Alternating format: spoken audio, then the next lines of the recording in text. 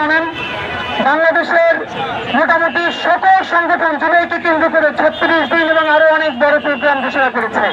ইনকিলাব মঞ্চ যারা জুলাই কেন্দ্রিক কোন প্রোগ্রামের ঘোষণা করে নাই। আপনারা আমাদেরকে কেউ কেন প্রশ্ন করছেন না যে ইনকিলাব মঞ্চ গত 10 মাস জীবন মরণ কামড় দিয়ে জুলাইয়ের জন্য রাস্তায় পড়ে আছে, সবাই 30 দিন 35 দিনের কার্যক্রম ঘোষণা করার পরেও ইনকিলাব মঞ্চ কেন জুলাই ক্যালেন্ডার ঘোষণা করে নাই?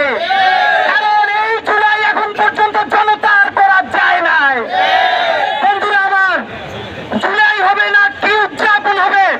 সেই উদযাপনের আগে প্রশ্ন করার কথা ছিল জুলাই সনদ কোথায়? গত 25শে জুন সরকার ঘোষিত 30 কার্য দিবস শেষ হয়েছে, জুলাই ঘোষণাপত্র হয় নাই, সনদ হয় নাই, অফিসিয়ালি সরকার এখন পর্যন্ত এটা নিয়ে কোনো ব্যাখ্যাও দেয় নাই। আপনি সবাই লাইনগুলো করে দেন, সবাই একটু স্পেস নিয়ে দাঁড়ায়।